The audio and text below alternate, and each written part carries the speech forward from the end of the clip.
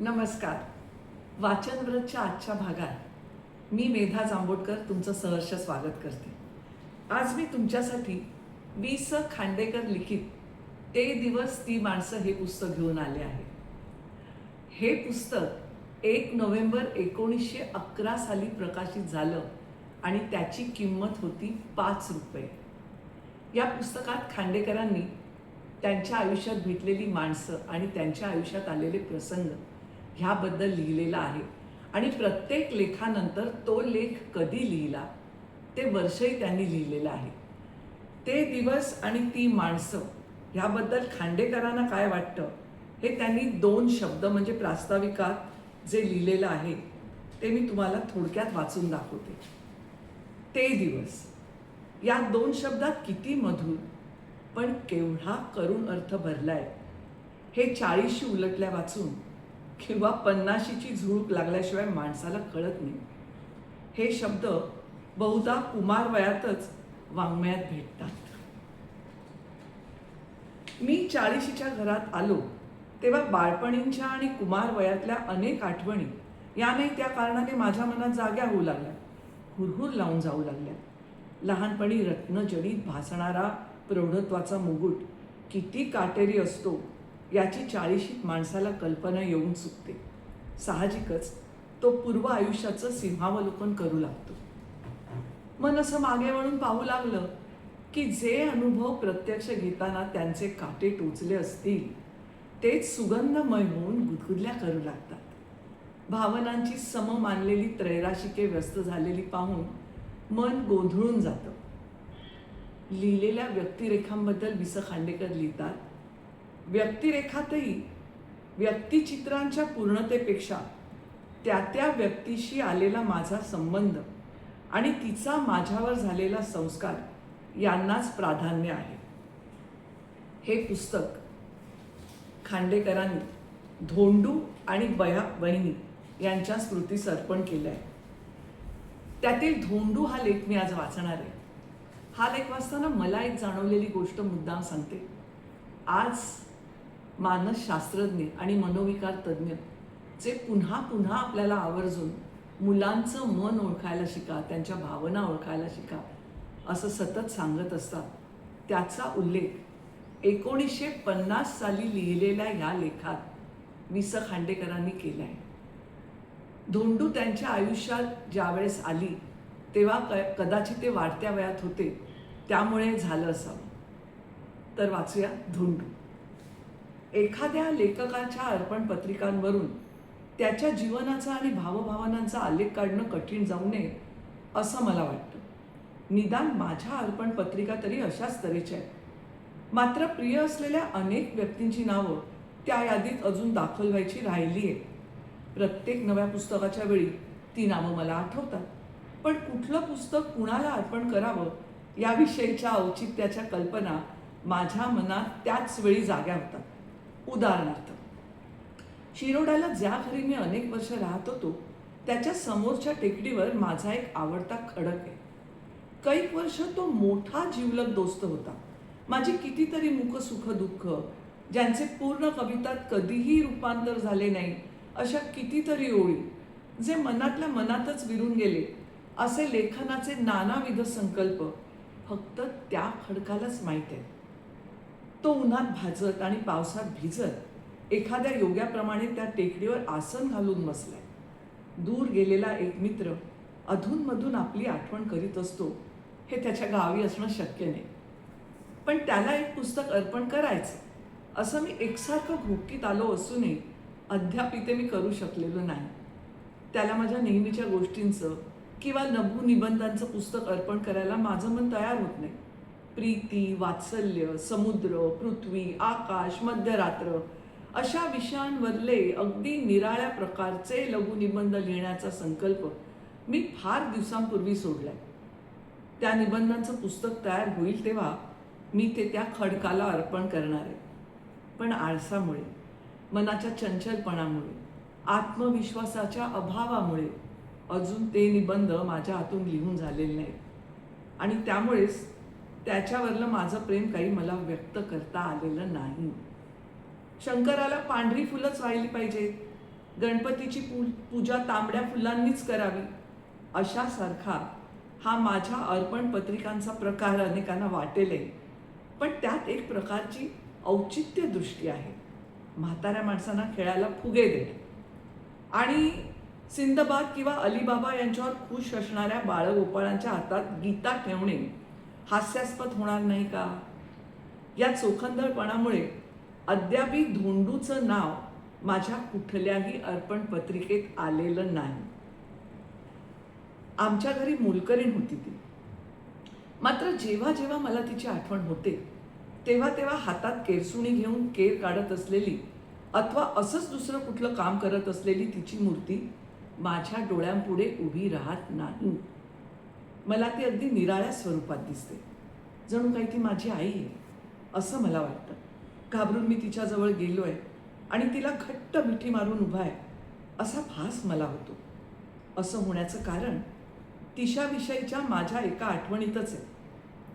तेव्हा मी 5-6 वर्षांचा असेल. त्यापूर्वी किती दिवस ती घरी कामाला येत होती याची मला नीटशी आठवण नाही, पण त्यावेळी तिचं अस्तित्व मला जाणवलं.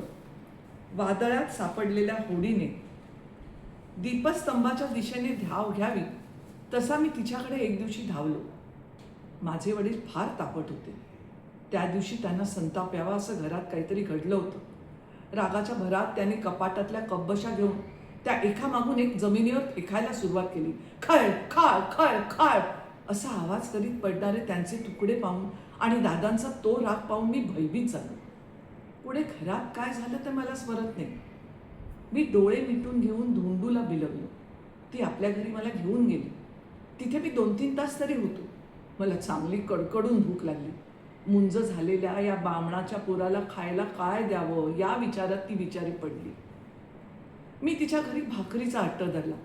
तिला ती लई वंगाळ गोष्ट वाटत होती.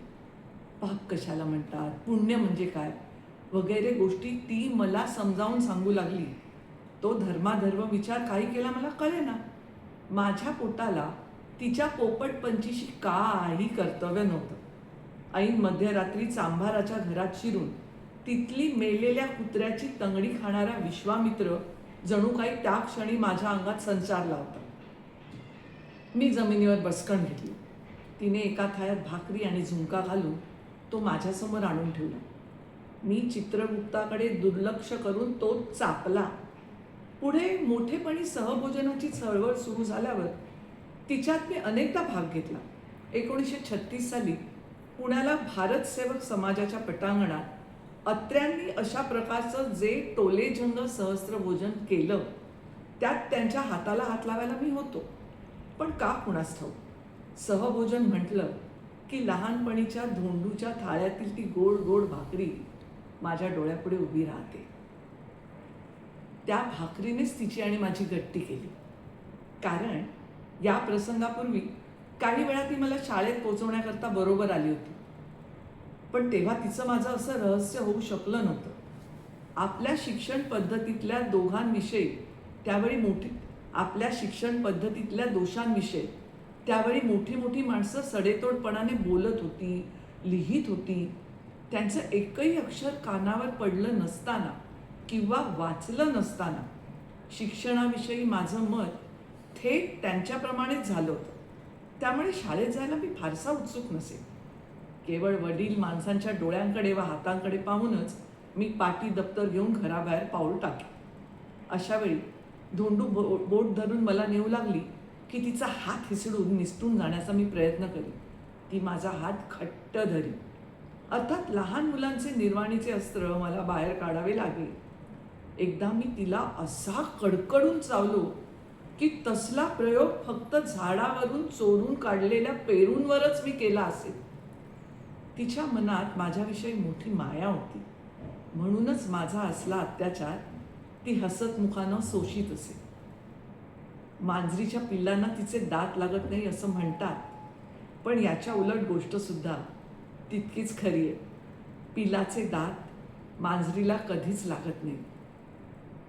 मी पुढे हौसेने शाळेत जाऊ लागल्यावर धोंडूशी माझी गट्टी जमली.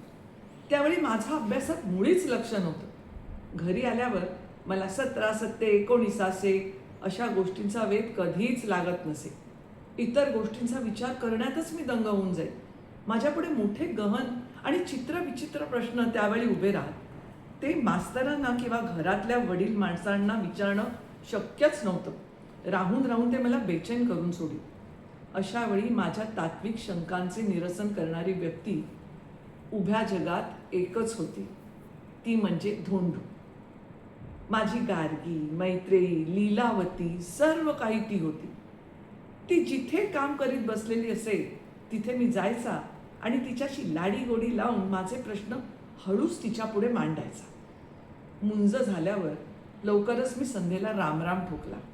मुंजीच्या वेळी मुलांची मांडी कापून आत बेडकी घालतात असं मला अनेकांनी सांगितलं होतं. मला ते खरंही वाटलं होतं. मुंजीत आपण एकसारखं जागं राहिलं म्हणजे आपल्या मांडीत कुणीही बेडकी घालू शकणार नाही असं मी मनाशी ठरवलं होतं. पण त्या रात्री मला झोप यायची ती आलीच.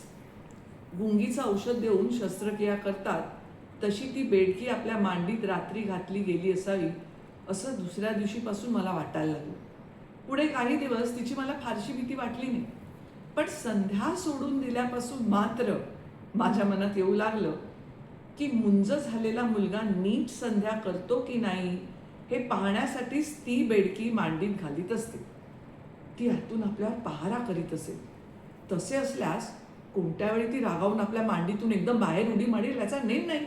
समजा वर्गात आपण एखाद्या प्रश्नाचं उत्तर अगदी बरोबर दिलं, मास्तरांनी आपल्याला पहिल्या नंबरावर बसायला सांगितलं, आपण ऐटीने त्या जागेकडे चाललो आणि नेमकी याच वेळी ती दुष्ट बेडकी टुणकन उडी मारून आपल्या मांडीतून प्रकट झाली.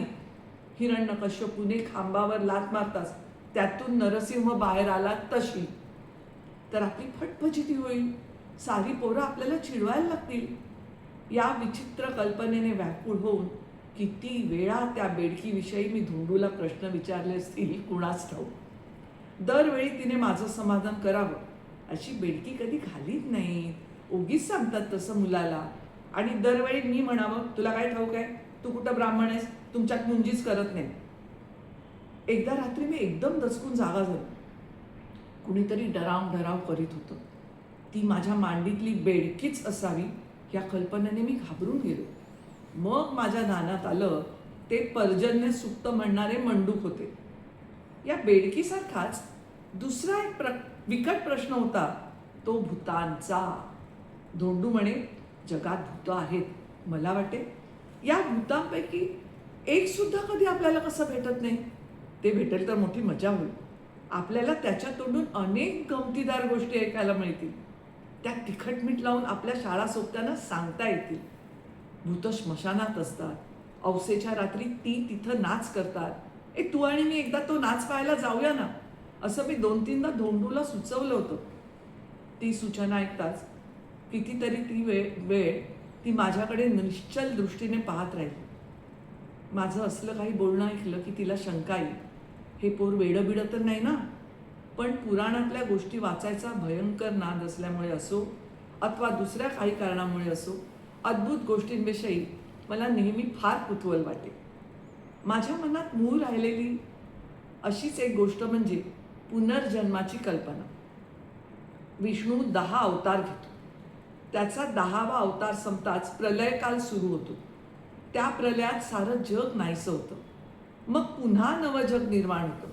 त्या नव्या जगात पूर्वी घडलेल्या सर्व गोष्टी जशाच्या तशा घडत जातात. अशी माझी पुनर्जन्माविषयीची त्यावेळी कल्पना होती.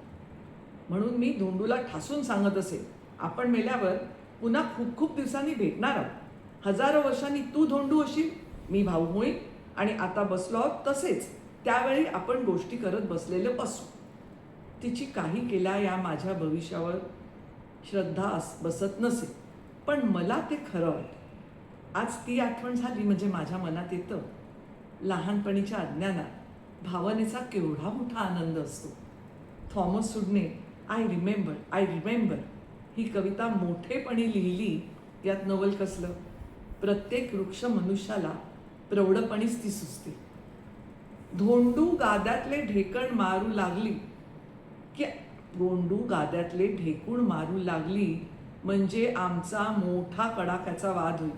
मी म्हणत असे, ढेकूण देवानं निर्माण केले, ते मारण्याचा आपल्याला अधिकार नाही. त्याची जरुरी नसती तर देवाने ते उत्पन्नच केले नसते. माझ्या या अहिंसावादाचं खंडन करणं धोंडूला मोठं कठीण जाईल. शेवटी ती म्हणे, तुझ्या गादीतले ढेकूण मारीत नाही हवे तर ते तसेच राहू दे. तिनेही निर्वाणीचं उत्तर दिलं म्हणजे मात्र माझं तोंड बंद होईल. ढेकूण मारणे हा अधर्म आहे हे मत मागं घेणं मला रुचत नसेल. पण त्याचबरोबर रात्री अंथरुणात ढेकुणांनी चावून जीव नकोसा करून सोडला तर देव काही संकटातून आपल्याला मुक्त करत नाही हेही माझ्या अनुभवाला येईल. त्यामुळे माझं मन कात्रीत सापडल्यासारखं होईल. बालपणीची ही समस्या पुढे मला हास्यास्पद वाटू लागली. पण तसं पाहिलं तर त्या बालमनाला प्रौढांनी हसण्याचं काय कारण आहे? धर्म आणि अधर्म, हिंसा व अहिंसा याच्या उच्च तात्विक गप्पा आपण मारतो. मोठी मोठी तत्व बोलताना नेहमीच फार सुंदर दिसतात आणि गोड वाटतात. त्यांचा उच्चार करताना आपण जणू काही हवेतून तरंगत आहोत असं बोलणाऱ्याला वाटतं. पण ती अक्षरशः आचरणात आणताना मनुष्य नेहमीच तत्वच्युत होतो. नाही त्या पळवाटा शोधून काढतो. शेवटी त्या पळवाटांचा इतरांना पत्ता लागू नये म्हणून त्यांच्यावर तो दांभिकपणाच्या पायघड्या पसरतो. मराठी शाळेतल्या माझ्या 4 वर्षांच्या काळात धोंडू इतकं मी दुसऱ्या कुणाशीच हितगुज केलं नसेल. भर उन्हात माझ्याबरोबर विटी दांडू खेळायला येणं तिला शक्य नव्हतं. फाटक्या धोतरांचे आणि विटक्या लुगड्यांचे पडदे करून नाट्यकलेचा उद्धार करण्याचा माझा जो बालप्रयत्न चाले त्यातही पावचिट्टी मिट्टी किंवा रामासी अनुकूल असतील त्यांचे पाडीनं दात तरीच खरी मी इत्यादी मंत्र घोकणाऱ्या अनेक मित्रांपेक्षा ती मला अधिक जवळची वाटे. गुरु, मित्र, आई ही सर्वच नाती जणू काही माझ्या दृष्टीने तिच्यामध्ये एकत्रित झाली होती. तिला लिहिता वाचता येत नव्हतं, पण माणसाचं मन तिला जाणता येत होतं. वात्सल्यापुढं तिचं अज्ञान कुठल्या कुठे लोपून जाईल. यामुळेच त्यावेळी तिचा मला इतका लळा लागला. आजही 5-6 वर्षांच्या बालकांकडे मी जेव्हा पाहतो तेव्हा मला धोंडूची तीव्रतेने आठवण येते. या लहानांचे जग चिमणी पण अद्भुत रम्य असते. या छोट्या जगात असंख्य स्वप्नांची, इच्छांची आणि आशा आकांक्षांची फुलपाखरं भिरभिरत असतात. वडील माणसांच्या धाक दपटशा, भावंडांची स्पर्धा आणि उदासीनता, कुटुंबांच्या प्रतिष्ठेचे खोटे दडपण इत्यादी गोष्टी त्या फुलपाखरांना गारठ्यासारख्या मारक होतात. त्यांच्या स्पर्शाने ते निश्चेष्ट होतात, मरून पडतात.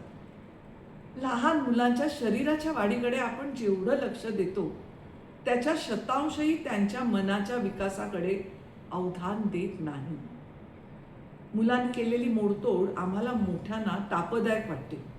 अरे पण तिच्या मागे केवढी जबरदस्त जिज्ञासा आहे हे आम्ही सहसा पाहत नाही. पहिल्या पावसाच्या वेळी मुलं घराबाहेर जाऊन मजेत भिजू लागली आणि नाचू लागली की डॉक्टरांच्या बिलाच्या भीतीने आपण त्यांना खसखन ओढून घरात आणतो. निसर्गाच्या नानाविध क्रीडांशी एकरूप होण्यात, त्यांच्याशी समरस होण्यात मानवी जीवनाचा विकास आहे या तत्वाचं त्यावेळी आपल्याला पुसटसुद्धा स्मरण होत नाही. मुलांचे खाण्यापिण्याचे वेडेवाकडे हट्ट पुरवले, बिस्किटांनी आणि चॉकलेटचे तोबरे त्यांना दिले. पोळ्याच्या दिवशी शृंगारल्या जाणाऱ्या बैलाप्रमाणे त्यांना स्थानी अस्थानी सुंदर महागड्या वस्त्रांनी सजवले. चित्रपटातला नखरा आणि नट्टापट्टा याचं अंध अनुकरण करून मोहक अलंकारांनी त्यांना नटवले आणि मोटारीतून शाळेत त्याची पाठवणी केली म्हणजे आपण आपलं कर्तव्य पार पाडलं अशीच सुखवस्तू आईबापांची सुद्धा समजूत असते. त्यामुळे कल्पकता, भावना, जिज्ञासा, सामाजिक दृष्टी इत्यादी बालमनाच्या विविध शक्ती सुप्त अवस्थेतच राहून योग्य वेळी त्या चेतवल्या जात नाही.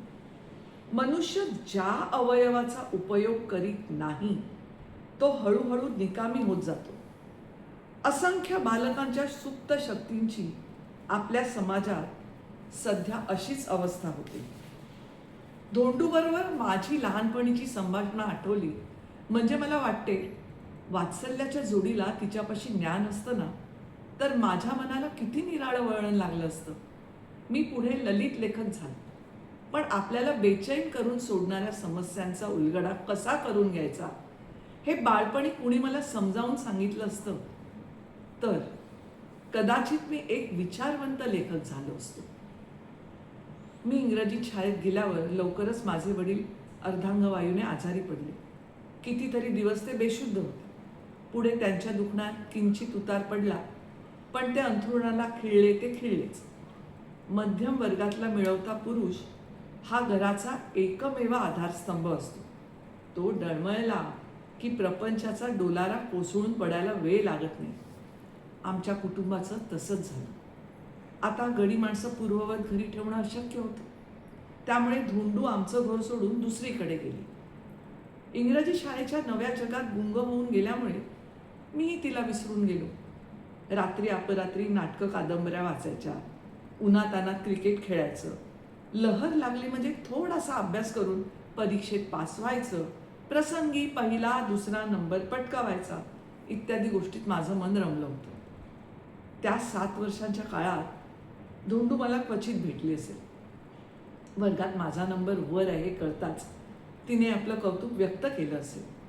पण तेव्हा त्याची किंमत जाणण्याच्या मनस्थितीत मी नव्हतो. मी इंग्रजी 7वीत असताना सांगलीला मोठा प्लेग झाला. शाळेची पूर्वपरीक्षा झाल्यावर मी कागलला मामांच्याकडे जाऊन राहिलो. तिथून पुढे बेळगावला प्रवेश परीक्षेला जाण्याकरता मी सांगलीला आलो. तेव्हा धोंडूची मुलगी की बहीण प्लेगने वारल्याचं माझ्या कानावर आलं. मृत्यूविषयी मानवी मनाला नेहमीच एक प्रकारची दहशत वाटत असते. 15व्या-16व्या वर्षी तर या भीतीचं स्वरूप मोठं विचित्र होतं. आपली 2 मृत भावंडं जणू काही जिवंतच आहे असं समजून आम्ही 5 नाही 7 आहोत असं अट्टाहासाने सांगणाऱ्या वर्ड्सवरच्या लहान मुलीचं गोड अज्ञान या वयात लोप पावलेलं असतं. उलट जातस्य ही ध्रुवो मृत्यू हे कटू सत्य सवयीनं अंगवळणी पडावं इतका अनुभव त्या मुग्ध जीवाला आलेला नसतो. त्यामुळे मृत्यूचा विचार करताना तो फार गोंधळतो.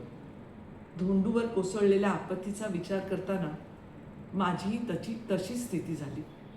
तिच्या सांत्वनाकरता आपण जाणं आवश्यक आहे असं मला वाटू लागलं. तिच्याकडे प्लेगची केस झाली असल्यामुळे मी तिकडे जाऊ नये असं मला सर्वांनी बजावून सांगितलं होतं. पण एक दिवशी संध्याकाळी भीतभीतच मी गावालगतच्या तिच्या खुपटाकडे गेले. मृत्यूने जखमी केलेल्या व्यक्तीचं या प्रौढ वयात सुद्धा मी सांत्वन करू शकत नाही. या बाबतीत सारा वेदांत मला पाठ आहे. पण अशा प्रसंगी तो मला पोपटपंचीसारखा वाटू लागतो. काही बोलावं म्हणून तोंड उघडण्याचा प्रयत्न केला की जीभ टाळ्याला चिकटते. जीवन हे किती विचित्र आहे. काळोखातून यायचं आणि क्षणभर प्रकाशात संपून पुन्हा काळोखात जायचं.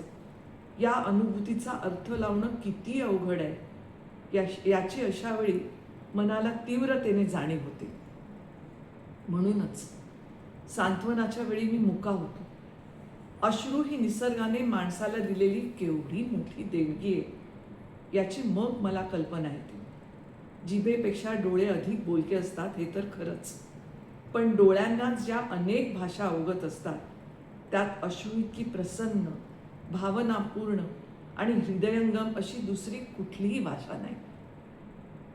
धोंडूच्या उदास चेहऱ्याकडे नजर जाताच मी रडू लागलो. तिने मला जवळ ओढून घेतलं. तिच्या डोळ्यातून टपटप पाणी गळू लागलं. मला काय म्हणायचंय ते तिला समजलं आणि तिला काय सांगायचंय ते मला उगवलं. त्या दिवशी संध्याकाळी आपल्या खुपटाच्या दारात मला निरोप देण्याकरता उभी राहिलेली धोंडू अद्यापही मला आठवते. तीच तिची माझी शेवटची भेट. लवकरच मी परीक्षेकरता बाहेरगावी गेलो. 2 महिन्यांनी परत आल्यावर मला कळलं की पुढे धोंडूलाही प्लेग झाला. प्लेगची लस टोचून घेण्यावर अशिक्षित लोकांचा मुळीच विश्वास नव्हता. धोंडूने ती बहुधा टोचून घेतली नसावी. पुनर्जन्माची कल्पना कितीही काव्यमय असली तरी सत्यसृष्टीशी तिचा काडी इतकाही संबंध नाही ही जाणीव धोंडूची आठवण झाली म्हणजे माझ्या मनाला टोचू लागते. वाटतं जगात पुनर्जन्म असायला हवा होता. तो असता तर पुढल्या कुठल्या तरी जन्मात धोंडूची आणि आपली गाठ पडली असती.